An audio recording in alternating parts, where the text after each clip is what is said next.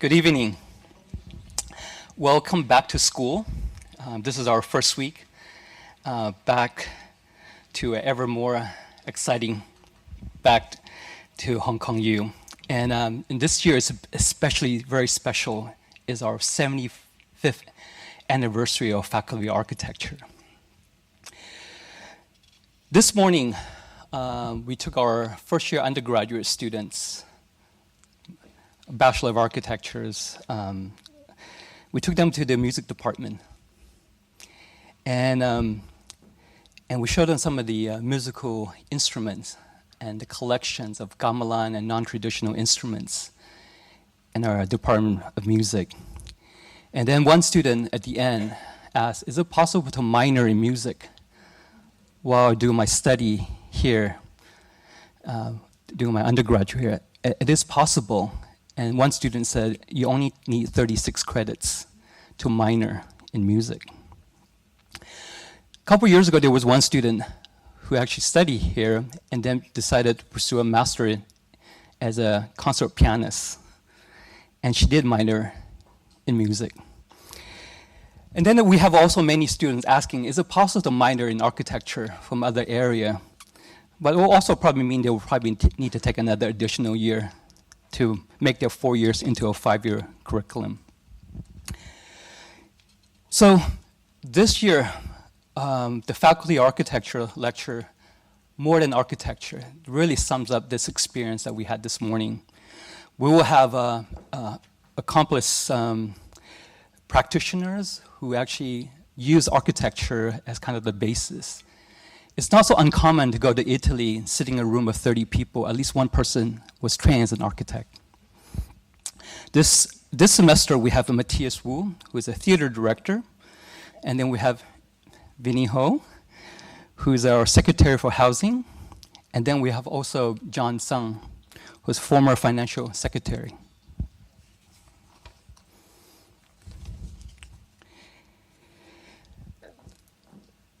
When Yung Ho's talk called More or Less, Architectural More or Less, and this is something we're debating when we're setting up the committee of the Faculty of Architecture, describing what is a 75-year anniversary.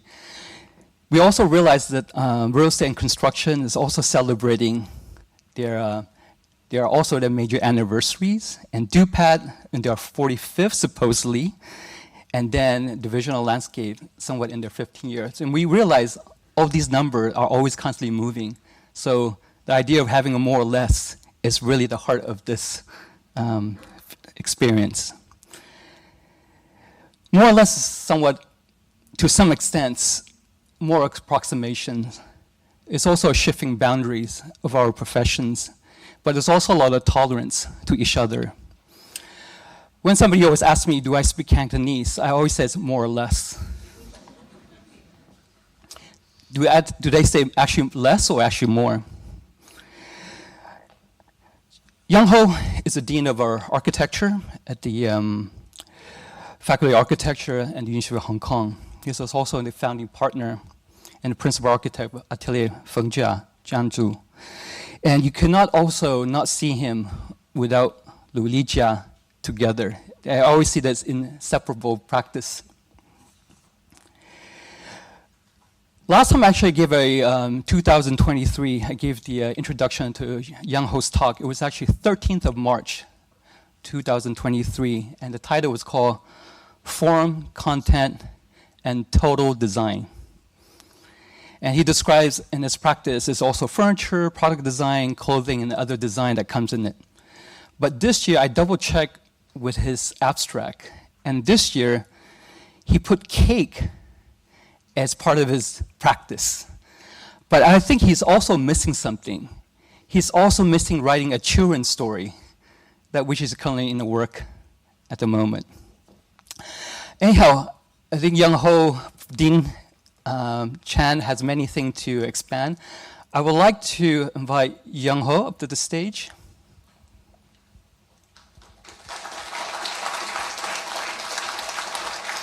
Okay. Thank you. We've been spending months designing our upcoming logo and our pins for our souvenir for this coming year. And I would like to put this official pin. Actually, we have two, but we cannot find the other one. So if anybody knows where's the other pin, please come up. We'll invite you for a private talk. Okay, thank you very much. Welcome. Oh. Thank you, Thomas.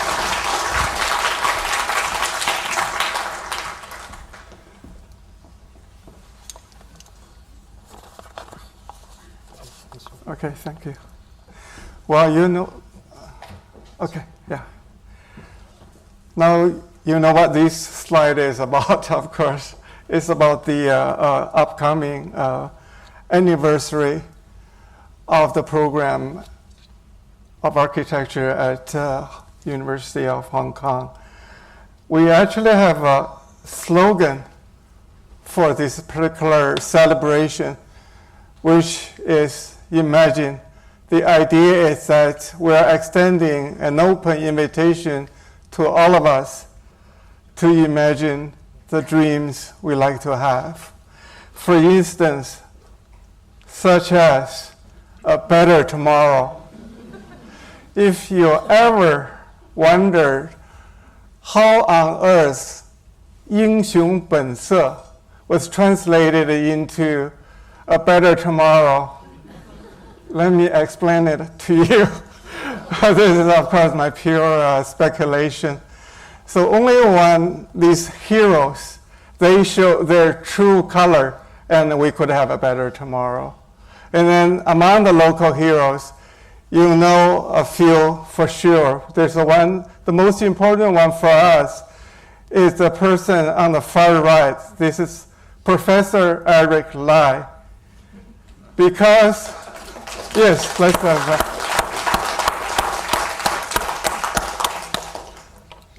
Because he showed the true color of a hero that he brought the school to where we are today. Anyway, I'm very excited also to introduce you her partner, an architect, Jung Liang Lai. She's in the audience. Please stand up. Yeah. Thank you so much. So I'd like to thank that whole generation, or maybe generations of architects in Hong Kong to really create this incredible academic environment to study architecture in Hong Kong. So however, today, as you have already heard from Thomas, I'd like to make my fair contribution as the warm-up band for some of the local also heroes, including Matthias, Winnie, and also John. So the question I would like to ask is that let's imagine what we could do as architects, more than architecture. It sounds terribly rhetorical, but you will see my point shortly. So anyway, oh, sorry. I think I'm actually missing a slide, but that's okay. So basically for me, what we could do as architects is very much based on what we have learned from architecture. So for instance, this is a very small project. It's really a little bit more than a pavilion because there's an enclosed space. And there is some plumbing, but other than that, it's one simple space. However, you need to, of course, think about space. In this case, you see there's way the enclosure could go from 4 rooms to a central cruciform space. And then, of course, this is sort of the move from one form of space to another. And then you have to think about structure. You have to know also about the construction. And you have, of course, know the material and so on.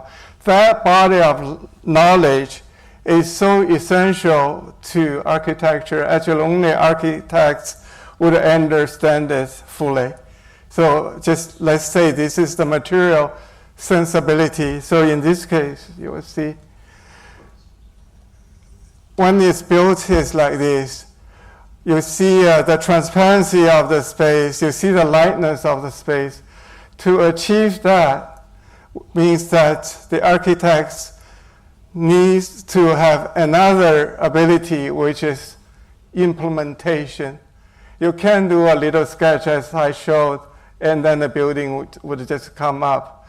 You have to understand how we can do a slim or skinny columns in this case. It's a 10 centimeter diameter. So it is very skinny.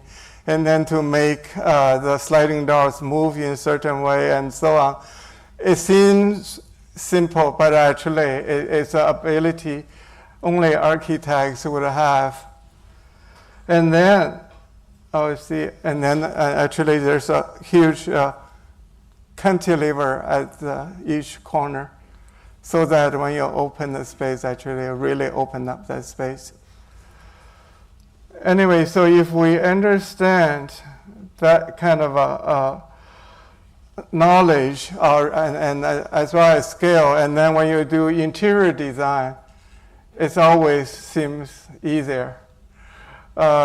Well, you don't have to deal with structure as much for one. So in this case, it's a restaurant. We renovated from an existing courtyard house. This is the Lama Temple in the background. This is in Beijing, of course. And then it's a courtyard house. And then in this case, of course, we did a new, just say a glass roof over one of the courtyards. So there's a bit of a structure, but otherwise it's really interior work, perhaps more decorative. But nonetheless, it has to do with material, to use the tiles to make a screen. And then personally, actually, I made a contribution by doing some cartoons on the wall. And then here it's more straightforward interior design. And then we focus on the design of furniture. Individual dining is a bakery. And then having parties, so you put them together. And then we design the cart and so on. Which means with the kind of ability or say sensibility or knowledge we have acquired from architecture, of course, we are able to take on a job like this. And then the interest we developed in a material from doing architecture, and sometimes will translate into innovation, possibly even invention of new materials, always with some experts. We can't do it alone, but we can collaborate with others. So the art of collaboration is something also we learn from the practice of architecture. This is a material. It's as you can even see, it's fiber reinforced concrete. However, it could make very thin concrete cast. The thinnest part is only 3 millimeters. And then the material, it's actually for an exhibition, it's like a mock-up of a real house. But you can see the material would become translucent and it breathes. For us, it's possibly a material for the future. So we are very much interested in the material, and so that we would actually focus on some of these projects on material. And this is the same house in plan. It's a courtyard house, and of course with a courtyard in the middle. And there's a drawing here just for the delivery of your lunch or dinner from the courtyard. So anyway, and then in some cases, we would experiment with other materials, and in this case is plywood. Plywood or engineered wood is one of the materials I have a tremendous interest, because the quality of it, properties of it, is actually much better than solid wood. In this case, we started the project. That's something also very architectural. It's a design process that only, again, belongs to this particular profession with the thinnest board, plywood board. It's 3 millimeters.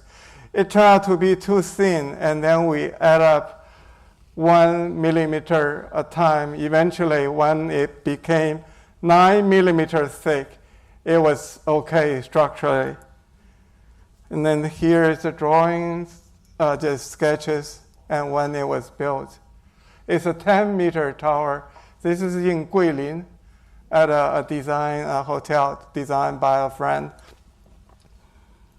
And then you can see from the inside how thin the boards are. And then you see some details. And why so thin? Not only that we want the tower to be very light, and we also wish it would burn very fast. The design was for the New Year celebrations like 3 years ago. So it meant to be burnt only after existing in a matter of a week or so. So the burning actually inspired us to make this very light tower. So the way we look at the material is as something that would support this structure, but also as something it would help to destroy that structure as well. And then here, switching yet to another material, steel grating. You may not notice it if you are not an architect, but they're all over. If you walk down the street in Hong Kong, you'll see them. But here is trying to use it, again, structurally for installation, a stage, 1 table and 2 chairs. And kids actually like them a lot, it turned out. It's in Shenzhen, so you can, if you want to see it, you can go there. And here is, again, using steel grating, but in Japan. In Achiko, Tsumari, where the snow in the winter would go up to 3 meters. So we had some concern. In the winter, people just don't see it. And then we designed a 1 to 10 scale model on top. So in case you go up to the hills. And here you can see it's called a rice house.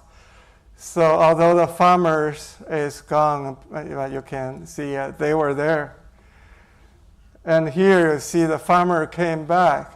If you think he looks like the person, Professor Thomas Tsang, who just gave the introduction, because it is Thomas there.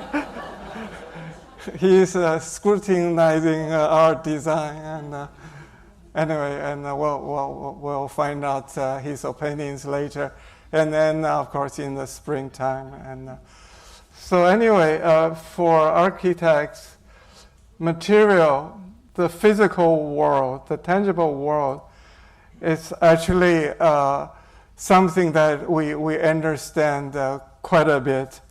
And here is for, I'll show you a number of projects commissioned by some fairly well-known brands. Here is by Audi to create something to display their car. For me, the thing is, car is about motion. You put a static car there is never really convey the idea. So could we make a static car moving? And that was a challenge. So what we did is to use the glass to make a structure like this, to put the car in there. And then there is sort of an illusion of movement, hopefully. Although if you have too many drinks, probably you'll see that anyway. But so you can see that. So that's glass.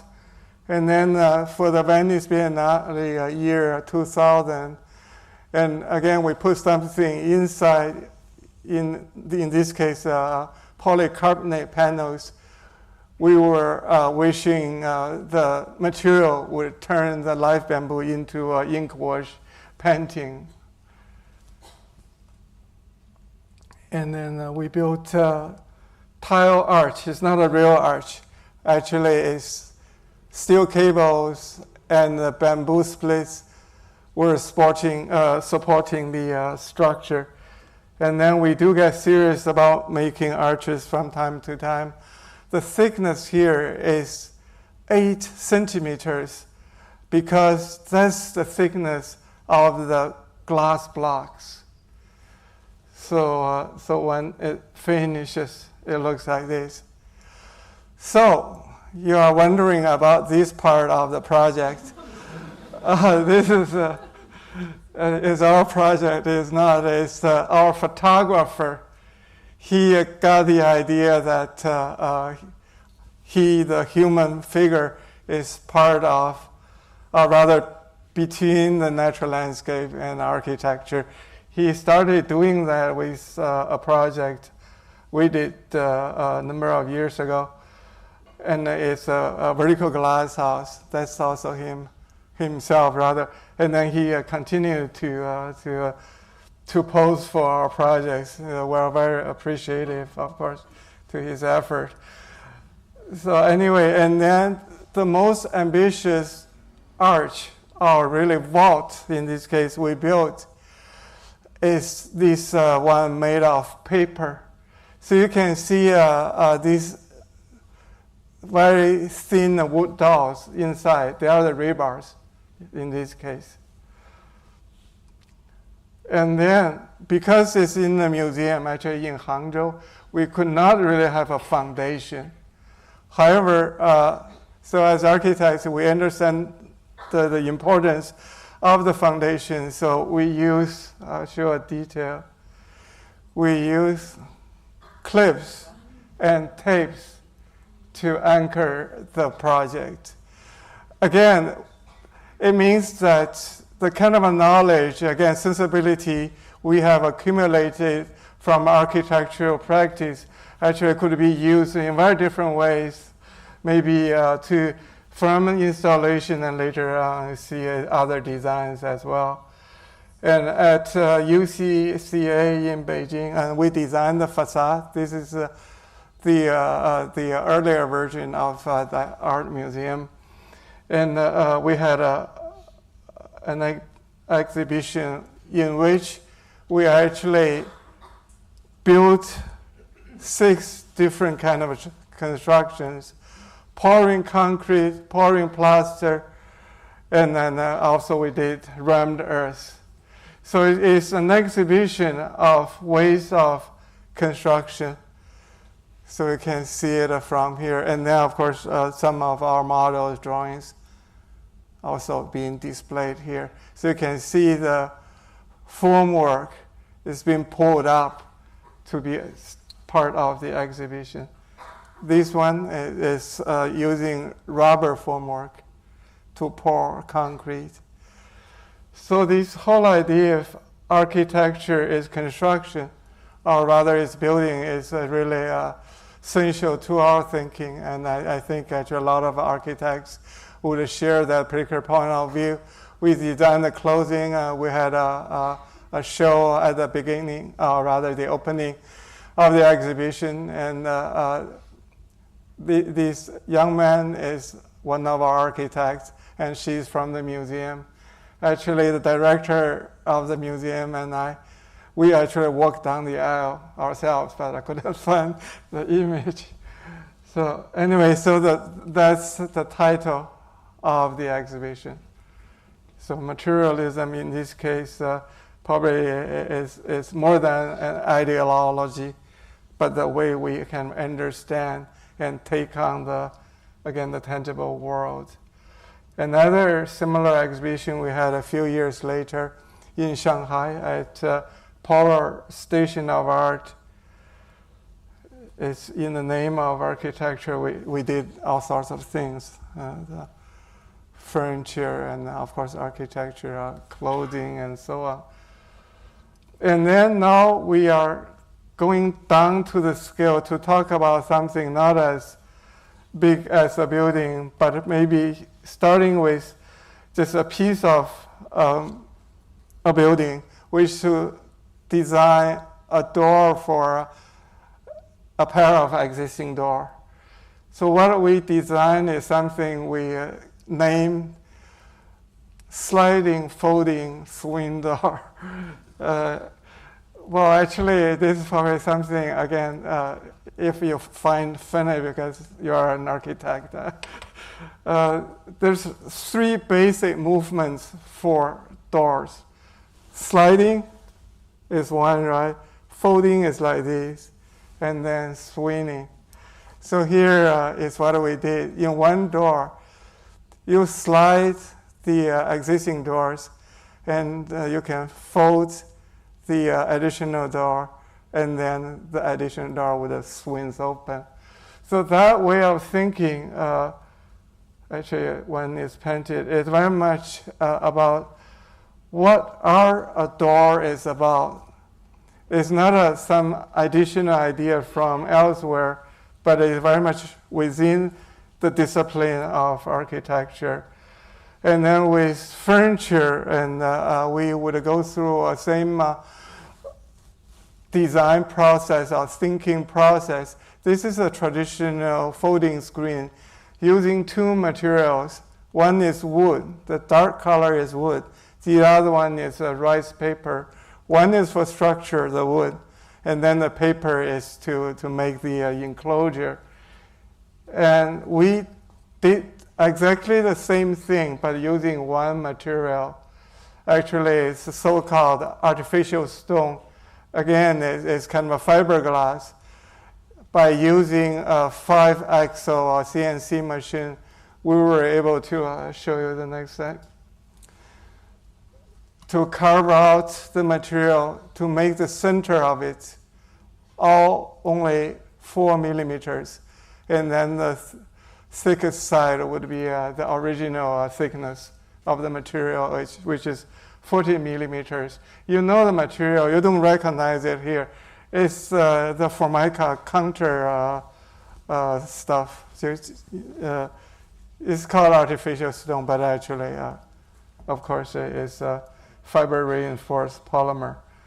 So two material, structure and enclosure here, of course, came together. So that's what we wanted to achieve. And often that we look at the traditional screen and we look at the table, we're interested in this kind of bracing. And we decided using that to reinforce that corner probably is not enough. It should have become the entire structural support for the table, and then we tried that design. This is the underneath of the table. And then some people would recognize that chair. Now the official name is unit chair, 单位椅. 单位 actually means work unit. So actually you have that chair at home everywhere in the restaurant. It's really a classic. And then we decided to rebuild it with steel, actually steel angle. So painted the two sides in different colors. But what's important, the joint of the chair, because it's steel angle, becomes very different. So it's a translation of exactly the same design, but from one material to another, which brings a different kind of a design in the end. Now we were commissioned by a Chinese furniture company, which in Mandarin is called Qumei. I think their official English name is like a QM furnishing or something. And then after we received the commission or invitation, we kind of evaluated our ability to design any furniture. First of all, we have to admit that we really don't know how to design any furniture joints. It could be very complicated. Go home and see the chair in front of your desk. So we can't do any joints. And then because of that, the second thing we decided, we have to use a whole piece of board to bend it, but no joints, right? And the third thing is that this kind of a material, one is thin enough, there's a kind of an elasticity to it, so we want to keep that, so it creates some comfort. So this chair is bent twice. You bend it like this under pressure and the steam, hot steam, and then you bend it that way. So we were interested in bending the material. However, ever since mid-19th century, the technology of bending wood is developing very fast. So we designed a whole series of it. Some looks probably more Chinese, some are not. But the point is how to bend it. It's not how to look at it in kind of the cultural context. This is what we did for Muji. So you see the size is more smaller than the Chinese furniture, and actually it's supposed to be a combination of different components so that you can organize your apartment in different ways. Now it's getting smaller. It's talking about tableware, and we were asked by a Taiwanese design company to design dinnerware. And I remember that morning we were late to the office. There's a young man waiting for us. And of course he came from this design company, and he basically extended an invitation right away. And then I told him that, we never really designed anything but buildings. And he said he was aware of that. And I asked him, why did you come to an architect, not to go to a designer? And he said, because his company has been, at that time, had been producing products for some major European brands, such as Alessi. He noticed that those companies always work with architects on design of products and furniture, not designers. It's a very interesting observation. And so that's why they came to an architect, just to share some gossip. It turned out that young man, his last name is Jiang. He's the grandson of Chiang Kai-shek.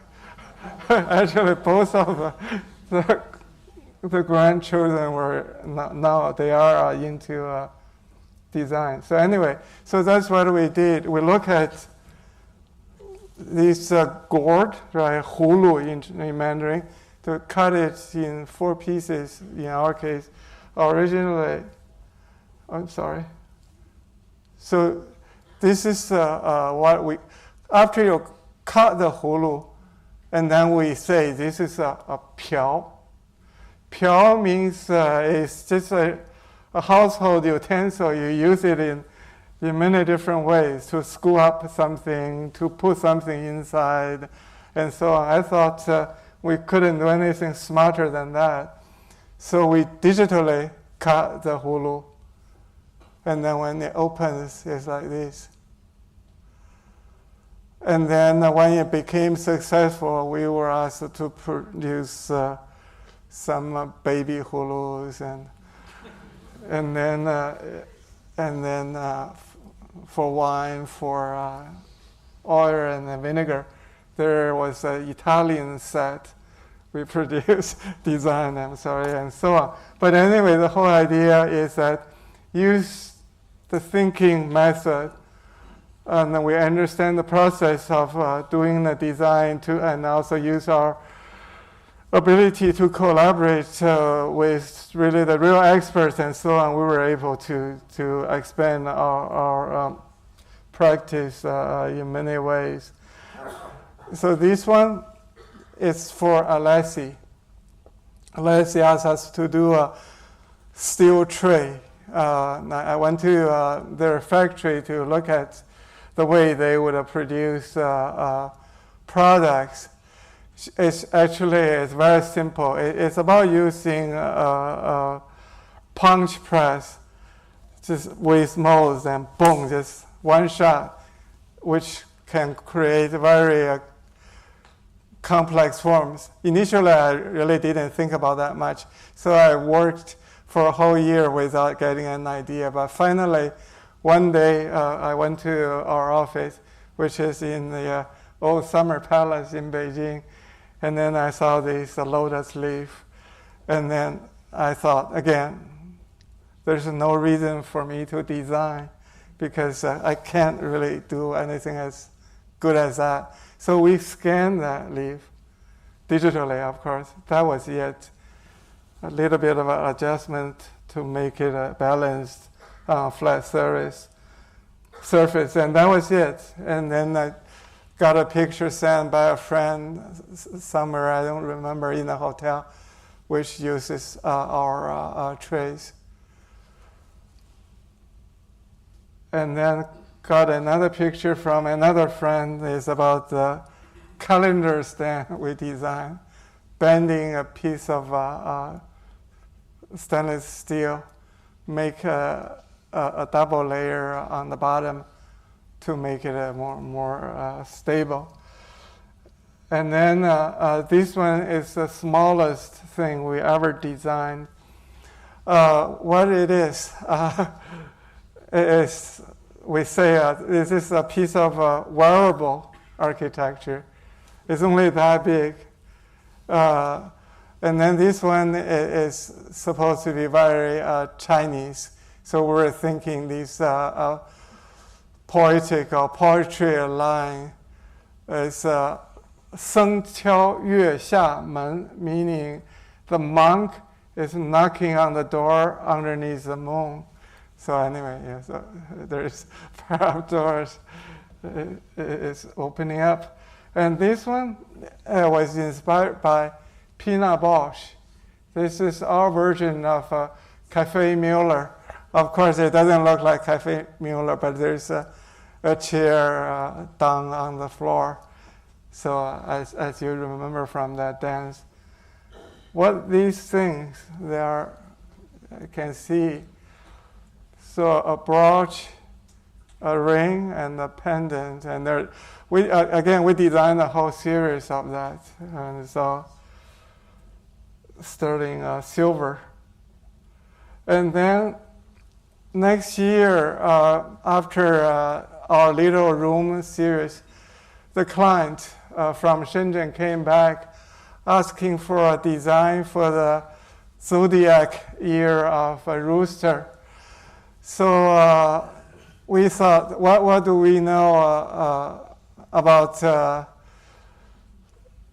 rooster or jewelry design? Maybe we know something about balancing the different weights. And then that's the design. So as you can see, we kind of deconstructed the poor rooster and put the parts on both sides in such a way that it balances. Stage. This is the 7 stages in the bamboo groove. And we use, this is scaffolding steel tubes. One is in the palace, they are columns. One is in the mountains, they became bamboos. So it's in an abstract way. We were using these bamboo the steel sticks. Meanwhile, we also designed the costumes. In this case, we decided, because there are so many people, 7 protagonists already, and plus, and these and that, the emperor, and so on. So we are trying to take a shortcut. We made a tube with the material and cut random cuts. And then the actor could wear it any way they wish. So this is during the performance. And the different characters would have different colors, but exactly the same design, but could be worn in different ways. This is the only special one for the most important person in the show. It's, if you know the history, it's Sima Zhao. Anyway, so it goes on. And then we did try to design other clothing. The idea is that, are we making a Western design or Chinese design or Eastern design? We decided we could do both. So it's two-dimensional cut in front, three-dimensional cut in the back. That's just a little thing we tried. And same here, two-dimensional and three-dimensional. So it's sort of our East meets West dress. And then we thought about maybe we should promote a more sustainable lifestyle. So design clothing for riding bicycles. So this is for men. It's really not totally exciting design. But the point is that you can hold the handlebar with one hand. So all the pockets are on one side. So you can kind of, so you can put your cell phone, I don't know. All you have is a cell phone these days anyway. And this one is actually a better design. So what you see here is a hoodie, right? And then so on your way to a banquet, say, you would wear the hoodie and you put the dress on, right? And then once you get to the party and then you put it down, it becomes a dress. That was the whole idea.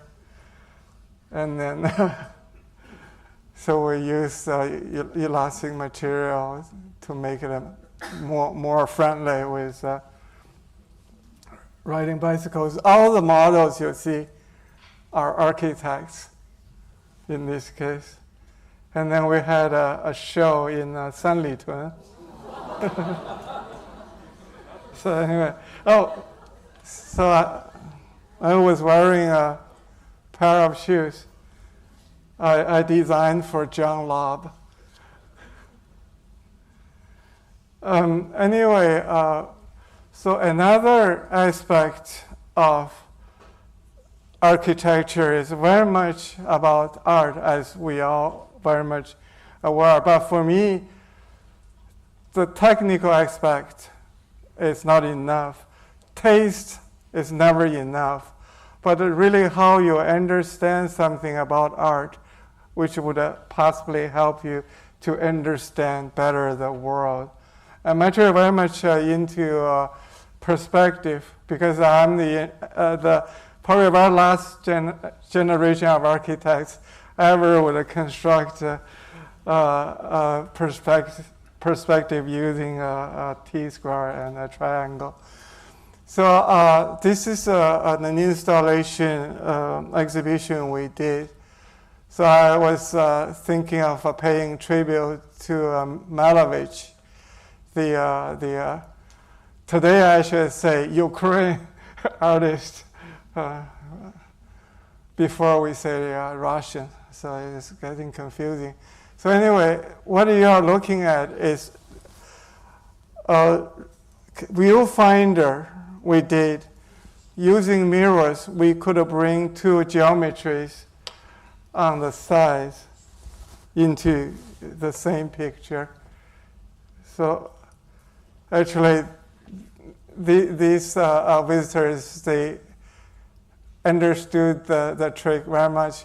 So 4 friends, 2 of them, that's the third one, and then there's a 4th one taking the picture. They were playing with that. They probably don't care about Malevich much.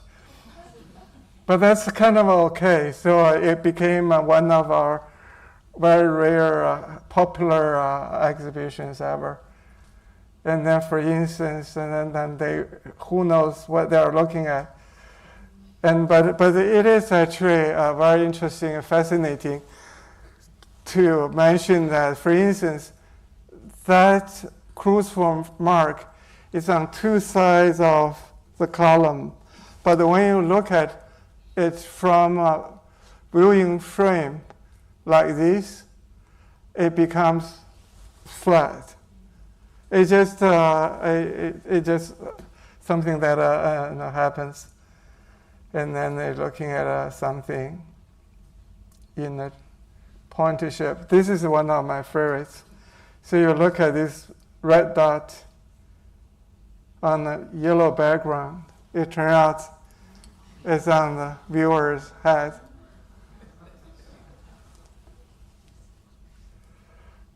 This is, I wish it's for the whole family, but it's not quite. And the kid is not participating. And a lone wolf. Anyway, so painting or drawing, actually, if I could be precise, it's about drafting. Is something we acquired. To me, it's a very important skill, which means that you can actually put something down in a very much precise way, and then it would create actually a certain quality, even miracle. This is an exhibition we did in Beijing many years ago. So all the things you see here are painted except that door. So the door actually is also painted onto the wall and then the skylight and so on. And basically creating uncertainty between a three-dimensional and two-dimensional spaces.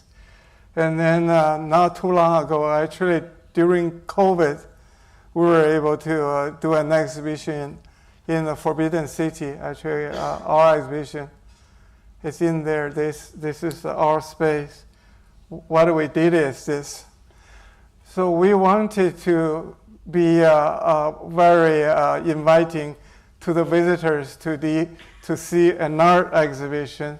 So we decided the visitors should enjoy taking a picture with the emperor. So what we did is to have mirrors again, to let the visitor to be of the same scale as the emperor. Emperor Yung Chang, his height, actually there's a record of his height, is 1.68 meters. It's a fairly kind of a tall person of the time. So that's what we did, and that's the of course, existing architecture. And there are the storage equipment spaces there we could not touch, so we made this perspectival shape to bring people in, and then to have the opportunity to have a selfie with Emperor Yung Chang. It looks like this, and then that's where you can have the photograph. And then, well, you need two persons together, someone sitting there and someone's taking the photograph. And then so you have an image with the emperor. Anyway, and as an architect, also we have developed a sense to organize. We have developed an ability to understand the content of the architecture, the program, and we know to some extent how to program things as well. And then in this case, in this building, we designed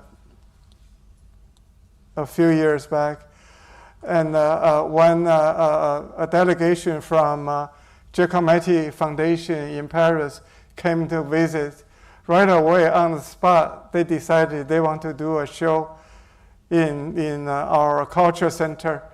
And then they wanted to collaborate on the curation of the exhibition with someone local, and I became that person. And so I curated this exhibition with a historian, art historian from Giacometti Foundation. So our idea is that really to use the language of architecture to do the show. This space here is exactly the same size as the studio in Paris, the Giacometti studio. And even the height is very much similar. And then we put architectural drawings in that space. And then we also designed the display table for the show. And the design had to do how to make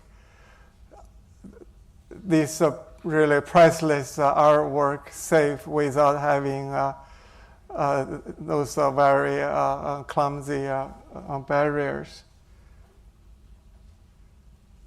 And then I'm also, as you know, interested in traditional furniture, so you can see the mortise joints being used in many places. So I go faster. I invited a stage designer and photographer to have a dialogue with Giacometti through his photographic work. His name is Zeng Li. It's actually quite famous. So I drew again, and it turned into a tapestry. And we did books on architecture by using only visual language. These are some of our earlier projects.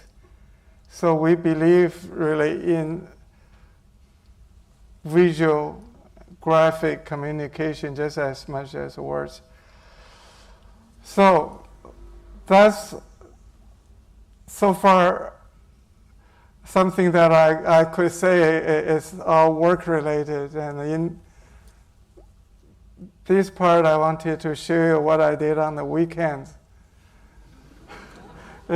Usually architects in China don't have weekends, but well, we kind of tried hard to have some.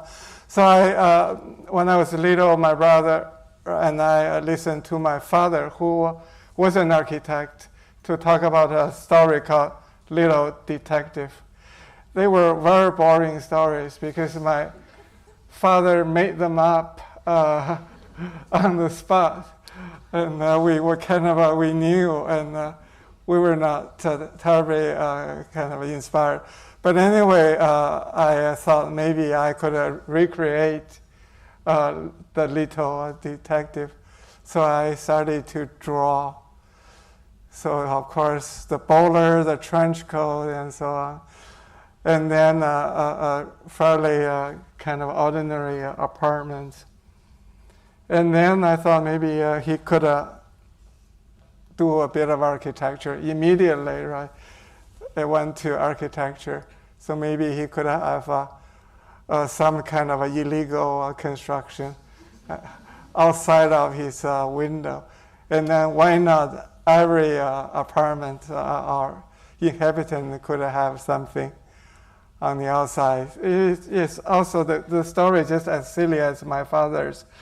But it went on, but you can see, and then I borrowed from Renaissance Italy, and then also from more modern art. So this is actually the name, actually, Antonello da Messina. It's a very nice piece of painting. The curricle, of course, on the other side. And did watercolors. And then I was commissioned by a European lighting fixture company called Zubtonbau. It's based in Austria. If you have designed something with their lighting fixtures, to design their annual report. And then that's what I did. Because the only requirement from them is that you can do anything as long as it's related to light, right? It makes sense. So it's about a little detective looking for a book, of course, and then he's actually searching also through different light conditions. And later on, the books were published. This is for the original Little Detective. And this one is for Zoom Tobo. So here is the Little Detective searching for the book, and that's the book. I never opened that book because of data and graphs in there. But anyway, so that's probably more if not the most unusual commissions we ever received. So now we're trying to make a figurine with that. Okay, to sum up, finally, I know you have been waiting for this important moment. It's been dragging on a bit too long. So what is design? What does design do? For me, the answer is very simple. Design is about problem solving. You may add one word, creative problem solving, but it's important to differentiate design and art. So there's a very clear purpose. What we do in design is to solve problems. For instance, the China Academy of Art in Hangzhou organized a big scale of sort of a movement to save some old furniture. So I picked 2 chairs because these 2 chairs can't stand on themselves anymore. So there's a broken leg, there's a missing foot. And then what we decided to do is to make them into something that can be used again. Well, you can see the students were trying to demonstrate the chairs. It's hard for me to say it in English, but the idea is mutual support chair and like happy retirement. It goes on, but anyway, so let's see. And then, of course, if you understand design is problem solving and use the knowledge, skills, sensitivities developed through the learning and practice of architecture, and you can even do this. And there's a baking company called 21 Cakes approached us to design a cake. So what do I know about baking? Nothing. But it didn't stop me to take on this challenge. One of my favorite cakes is Napoleon or millefeuille. And then, however, I noticed there are 2 problems, not one, but 2 to it. One is that the moisture in the cream, the fresh cream, would get into the pastry. So very fresh millefeuille actually would be soggy. So, and then it's quite disappointing. And also because of that, it can't be shared. You never have a millefeuille for your birthday, right? You can cut it, it falls apart. So we wanted to solve these problems. And then we went on to architectural drawings. What do we know? So here you can see a plan. So we put the pastry pieces on the outside. We use chocolate to build a swimming pool. And then we put the cream in the middle. And then you consume it like this. So this is the cake. I have to say, I really would like to see more people enjoy this cake. But like our restaurant in Beijing, it's pretty expensive cake. Okay, so to end it, I want to share with you an architect I really admire. I've never seen his buildings. I don't know how they look like at all. But I'm wearing his architecture on a daily basis. His name is Heinrich Lindbergh. So that's his achievement. It's right here on one slide. So I counted probably here 6 generations of one joint. And he wanted to solve one problem, is to do a glass joint, a spectacle joint without a screw. That's the whole thing. He did one, I'll show it to you. He did one, that's the earlier one, and then he was never satisfied himself. By the way, his family is a glasses maker, and he was studying architecture and practicing after graduation. And one day he got a call from the family saying that you have to come home to take over the family business. And he did, but all he knew was to do architecture. So there's 2 generations, and then 2 more. This one, actually, the frame is totally integrated with this joint. Every time there's no nails.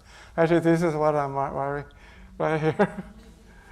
So I think that's another skill or advantage we have as architects, is detailing.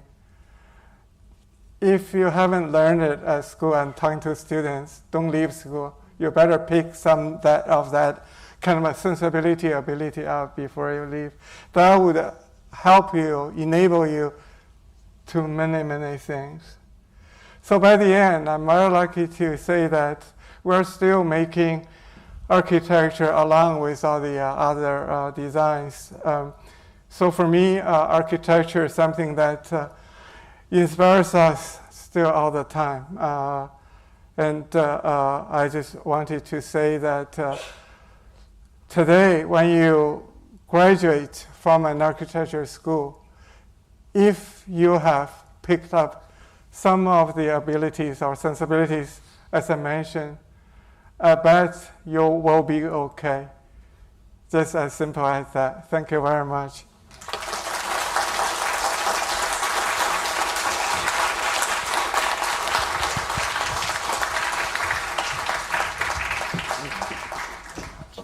Shall we do? Yeah. Okay. We have like 20 minutes, I think. Okay. Maybe perhaps we can open to the floor for some questions. I'm sure that you might perhaps want to ask Professor Yung Ho Chang some recipes, recommendations. Anyhow, if you could raise your hand, and I'll just identify who can. I'd like to start first.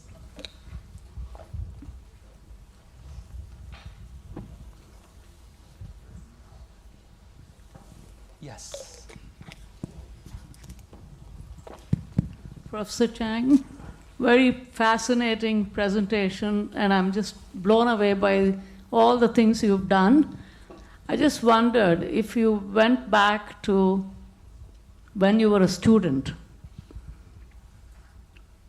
what did you aspire to do at that time? What was your thought like, and when you look back, what shaped this practice and this journey in your life? I wanted to be an architect. I didn't know I could do anything other than the making of a building. And of course, today, looking back, I was blessed because I we're able to concentrate on learning how to really make a building.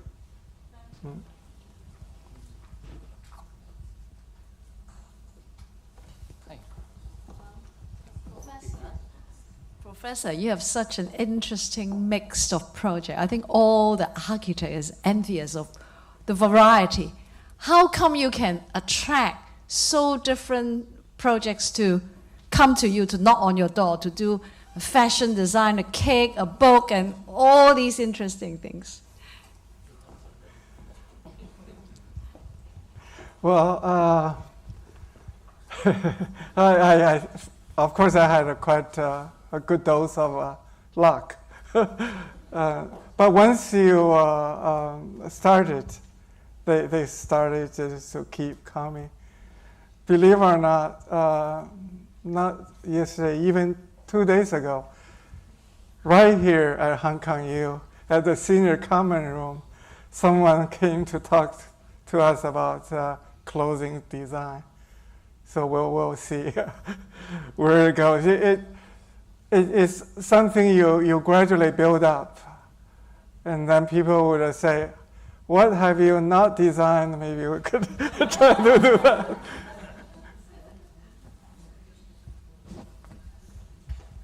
At the back. Thank you very much, Professor. I did some research. It says that you opened the first architect firm in China. So I was wondering, through the past, dozens of years, have you noticed any trend that's changing, like in the architect in China? Like, for example, in the past, people were trying a more Western style, and now people are trying to trace back to the traditional Chinese from different dynasties. Now, it's just kind of my guess, but do you see any trend that's happening, or it's kind of random? Over. Yeah. So the simple answer is yes. However, the change is I think, even more positive. It's not going from Western to the traditional Chinese or Eastern or Asian, but rather it's going to contemporary Chinese or Asian, because there is really we're going to actually have a symposium on the contemporary Chinese architecture here at HKU on the 29th of September. So we were able to learn from the West or the more developed architectural countries like Japan and so on, and then really to gain a knowledge of our own, again, contemporary Chinese culture and the condition of contemporary China, so that we can be more or less on our own feet. Happy. First, welcome to Hong Kong. I've been waiting for a very long time. And here's a question. So what are your aspirations for the department? What are your plans for the university, the architecture school? Yeah. What do you aim to achieve? Yes. Would like to. Okay. Yeah. Well, I was hoping that question would come at a different occasion, but anyway, so that's a very serious question. For me, it's this. Again, if you listen to my talk, you realize there's something.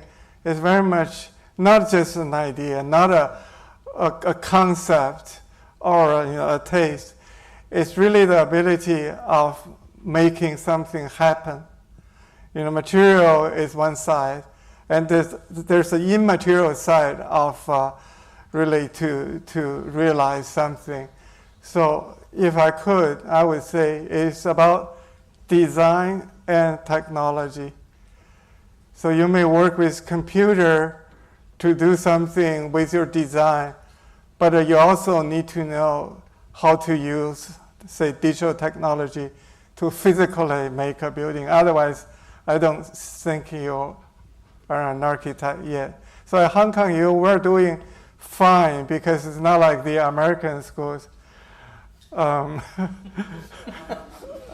they don't do architecture these days anyway.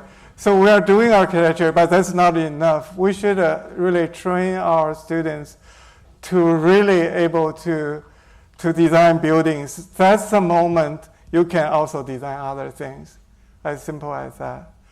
So we are thinking there are many aspects to it. We now do a lot of hands-on project, design and build, but also students should go into some of the very exciting independent practices, like say in China, to really see how the architects would make the buildings, how to communicate with the clients, and also really engage the society. So instead of us trying to learn architecture as an academic discipline.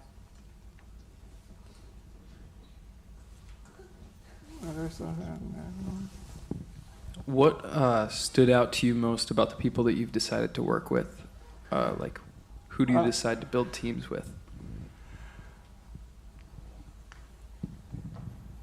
You know, it's always mutual, right? You may not like him, he may not like you, and you like him, he doesn't like you, and so it's not about a one-way decision.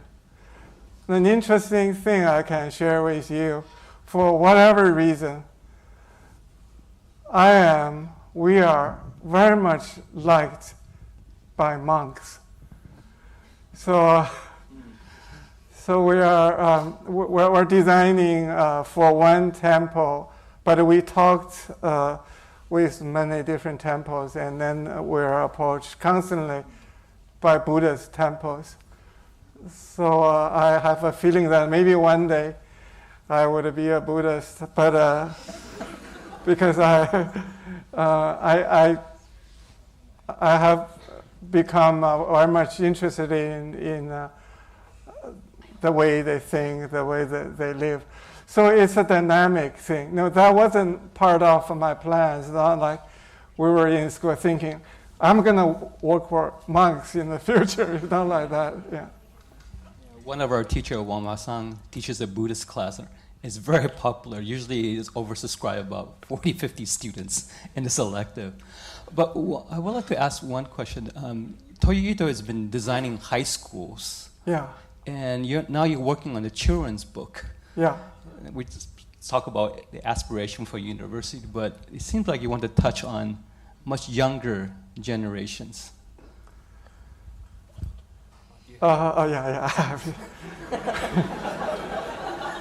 Well, when the publisher came to us, actually a publisher and editor. The editor actually is a famous poet in China. His name is Bei Dao. He is the editor of this book series called Always Something for Children.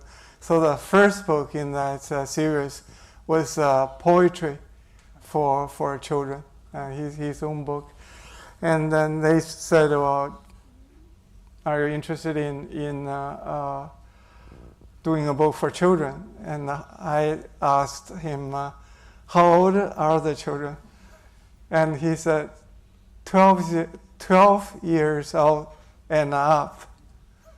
So it is, as long as you are 12 years old, you qualify as a children for the rest of your life. That was the idea.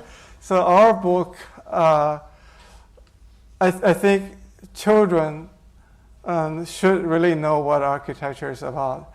It's not a kind of a, sugared version of knowledge. It's the hardcore knowledge of what that discipline is about.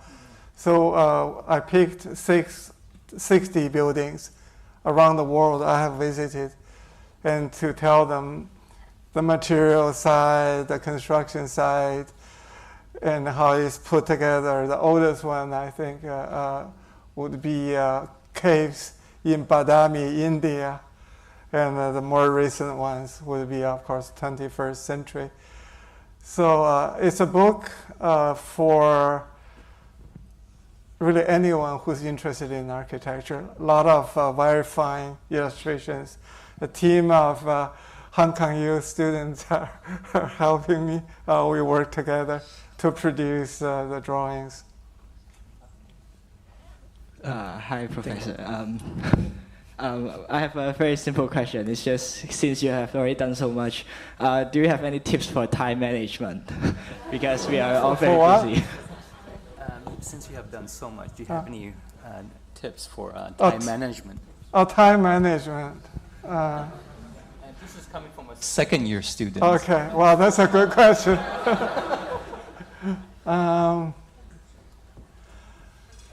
It's hard, actually. Because everyone wants a balanced life. You want to work, you want to go play and relax a bit. But I don't know, I think it's understandable to have that goal, but to achieving it is not easy. I can give you one name. It's not probably a good example, but that's what a reality is. So Álvaro Siza from Portugal works 7 days a week. So I was so impressed, and we were collaborating with his office. So I asked his partner, Carlos, you must have a lot of work, so that Mr. Siza had to work through the weekend. And Carlos said, "Oh, that's not the case. Siza has nothing to do on the weekend." So but it's not joking. I think probably it's true. But of course, he loves the design anyway. It just it depends, and you have to probably experiment a little. Hi, hi, Professor. Sorry.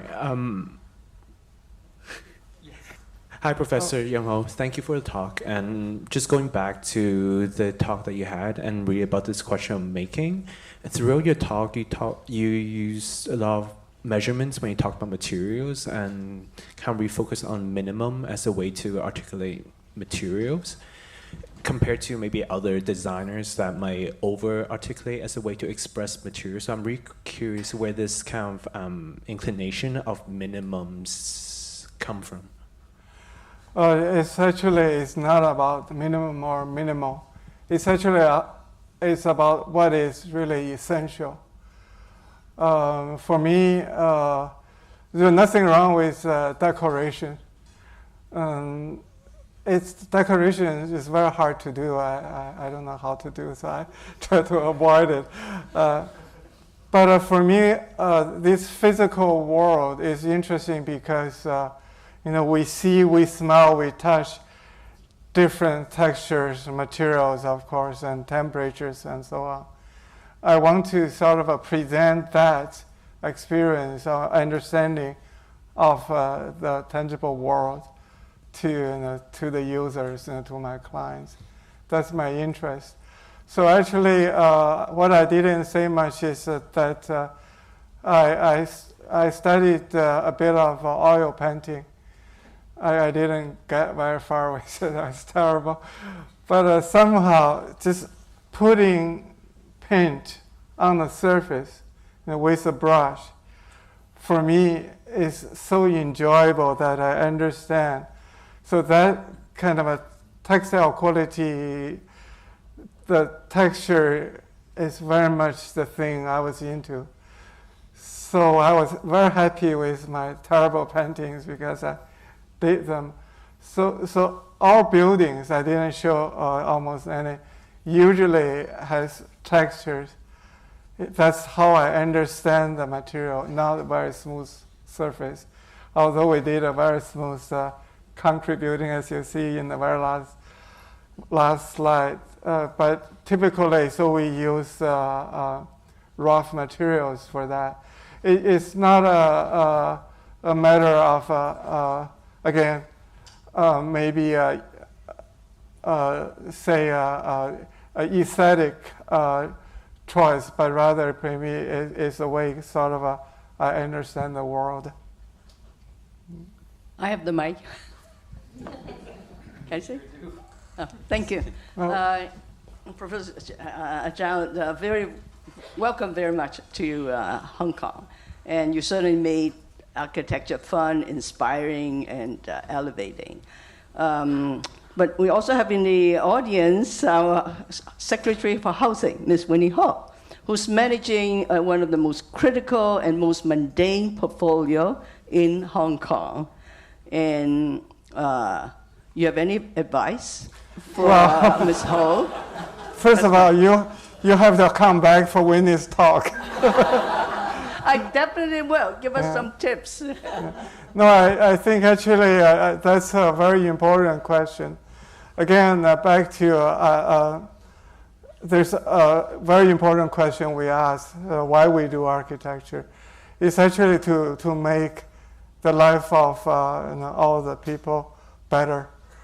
And although we probably have different opportunities and specific interests, I think, however, there's a common goal, put it that way. It's really to improve the quality of life for people. So that's why when I said when some things we did became rather expensive, like the vegetarian restaurant or our cake even, and it really hurts my feelings.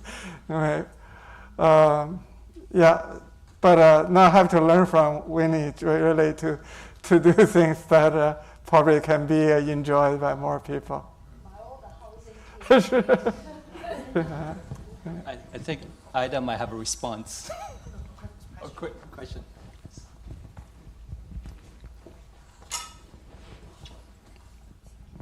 Thank you, Professor, for a very inspiring and enlightening talk. I enjoyed it very much, especially about your experiments and your development of new materials for use. I'm wondering how you can take this further whilst you're professor and dean of the University of Hong Kong and bring these new materials to fruition. Yeah, the challenge, as you know, Ada, is how to really translate some of the experiments with material, with technology, into wider commercial use, put it that way.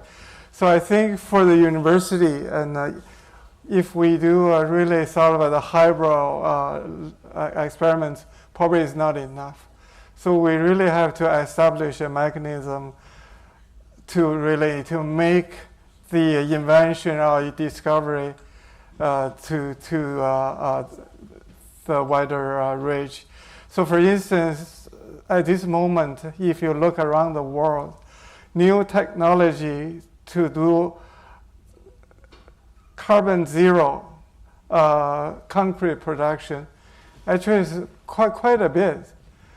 Some of the ideas for me are problematic because it could only be done in the lab. Some are the simpler or cheaper approaches, I think would have a brighter future. So that kind of reality really should be in the classroom so that we have to even raise the bar. You are not only doing something really good, but it got to be also cheap and can be really taken on by all the concrete factories in the world and so on. And so we have to really, I don't think academia in general should be too happy about ourselves just by kind of discover a little bit and this and that, but rather see if we can participate in changing the world more. Yeah. We can take 2 or 3 more questions. Thank you, Professor, for your sharing. I had the privilege to attend to your lecture 2 years ago at the Grad School of Design. I think like the last time, like the contents were more about architectural projects, apart from the iconic retiring chairs in the fashion show. But this time, like since it's the Faculty of Architecture 75th anniversary, I guess like compared to the last lecture, this time you have more projects on smaller things and projects that's not architecture. So I guess my question is like if there is a reason for your selection or sharing under different circumstances. Thank you. I think my talk was probably misleading. You probably thought I stopped doing architecture 2 years ago after I talked to you. No, that's not the case. It's all parallel. Because the time managing question actually is the one I wish I could find. I somehow tend to take on too many projects of different kinds. And then what can I tell you is that there's, when we talk about things like management, it sounds, of course, very rational. And of course, as humans, we probably we should be rational, but to some extent. Otherwise, you also just need to follow your heart. So there's one opportunity comes. Maybe it's not the right project, but you become fascinated. You just do it. So I don't think it wasn't planned. And so I show the earliest, at least 20 years of product furniture design that was shown today. Sorry I didn't put any dates on the projects. And then we're gonna, at my age, I'm just gonna be that way, at least for now. So maybe we should book your lecture for in 2 years. Maybe you should show a lot of city projects. Well, I should do a lecture about our the regular architecture practice. So make sure you come back. Thank you, Professor Chan. I really enjoy you share some personal sides of yours. So besides your societal as a very important dean in this prestigious school, also in addition to you're an educator, I want to know what are some other things inside you or quality you think that made who you are today?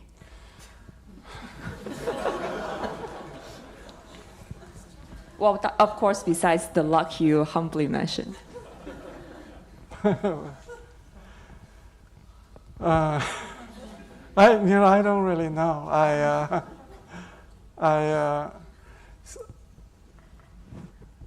don't know where to begin. No, I like certain things which are now looking back, I think they are important, such as literature.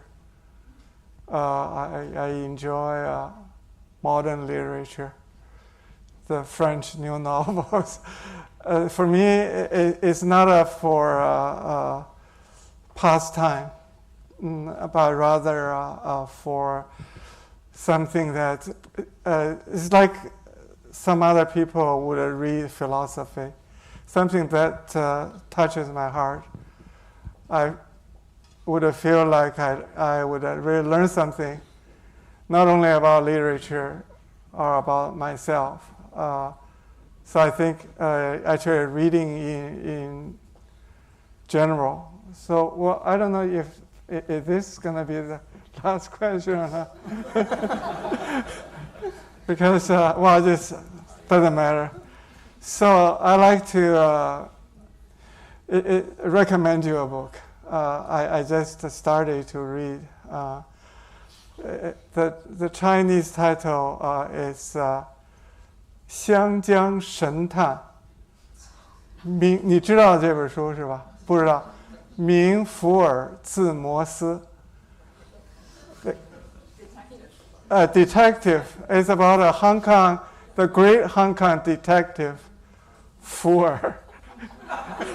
But it's about Hong Kong history and culture and geography. Now there are 3 volumes. I was reading it. I got so excited I couldn't even go back to sleep. So that's yeah. Now you could only find the Taiwanese edition, but you find it online or somewhere. Okay, maybe one more question to go. Maybe yeah. Oh, there's someone stood up already. I just want back to the topic about what's the commonality between architecture design and furniture design, clothing and jewelry, and do they share any fundamental, design logic? Okay, you want me to give you the lecture over? But basically, the materiality and then the making is common in all the disciplines which involved in, or rather say, dealing with the tangible world. Because I'll put it in a slightly different way. So a lot of disciplines, like mathematics, I mentioned philosophy, you can just work there. But for us, for anyone, for a furniture designer and for an architect, you work with your mind and your hands. You have to touch it, the weight, the texture, the temperature, and so on. You understand the world like that. There's something very special about all these design disciplines. That's actually is universal. Thank you very much. And I do recommend you come back on the 19th. To meet with Matthias, because he could describe literatures, set designs, and all other background to architecture. Thank you very much for this evening, and hopefully to see you back again. And Yung Ho, thank you very much for opening our inauguration lecture.